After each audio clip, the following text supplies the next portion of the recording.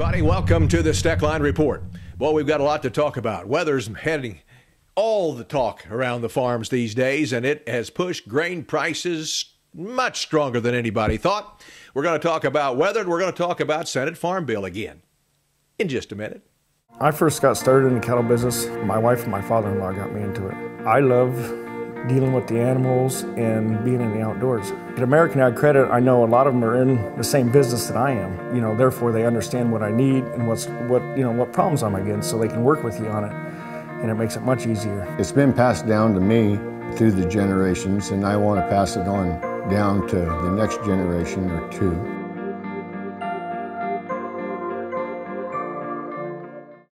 Are you ready? Straub International, your Case IH dealer, has what you need to work longer and stronger. Our new high horsepower tractors and combines feature SCR technology for Tier 4A engine emissions, eliminating regeneration times. Right now, Case IH is offering special pre-order discounts with free DEF packages, cab upgrades, and special financing on new units pre-ordered through July 31st, 2012. Straub International, your Case IH dealer, has 7 locations to pre-order your equipment and be ready. Well, friends, the weather is making big news around the country, and boy, has that pushed market prices higher by a bunch, much more than anybody had ever thought about. Not only is the weather in the United States a problem, but it's also a big problem in the former Soviet Union and Australia, where they're trying to grow some wheat. And I got to tell you, you put 3 big countries like that behind the 8 ball with the weatherman, we've got ourselves a hot ticket. Now, is this weather going to break? Has it already in certain areas? Well, of course, you'll have to watch that with me, friends. There's no doubt that none of us can tell you that. But something interesting that DTN did was to take a look at a June 17th figure from 1986 to 2012 that plots the average June 17th crop rating.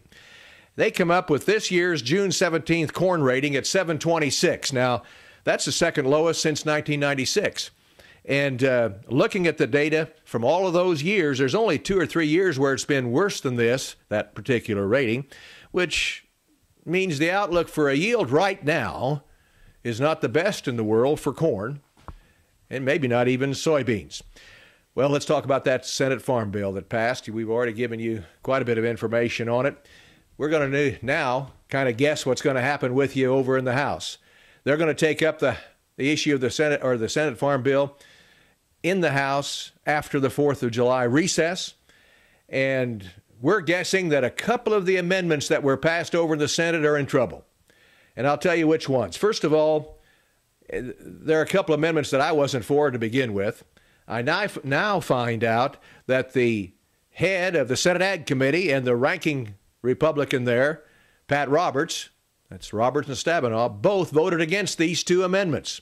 The first one is that Coburn from Oklahoma amendment with Dick Durbin that got 66 senators to back shaving 15% off the premium subsidy for farmers who have an adjusted gross income of somewhere around $750,000. 14 members of those that voted against the amendment were House Ag Committee or Senate Ag Committee members. Can you believe that?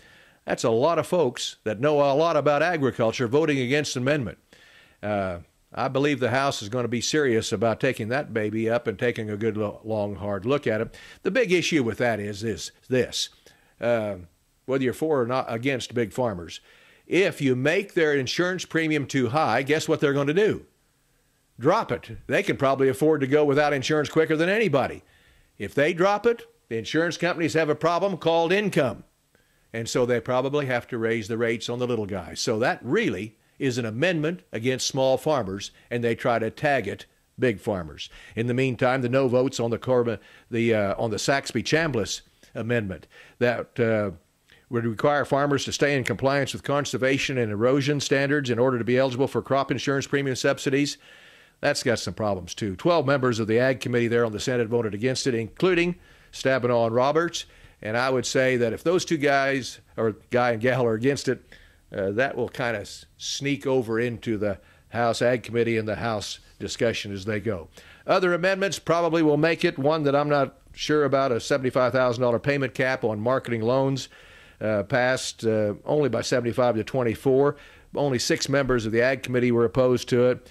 and Stabenow Roberts voted for it, so I suppose that thing's okay. Speaking of insurance companies, something going on that I didn't know about. Insurance companies in Australia, Bermuda, and Switzerland have acquired 5 of the 9 largest U.S. crop insurers just in recent years. That came from the Wall Street Journal, June the 19th. They say that it came too late to affect the Farm Bill debate in the Senate, but could influence the deliberations of the House. Maybe we'll see something pop up there. And by the way, speaking of buying stuff, the Brazilians are relenting on restrictions on foreign farmers buying their farm ground. Just in 2010, they passed a law to limit. Now they want to get rid of it. Wonder why. See you on the next Steckline Report.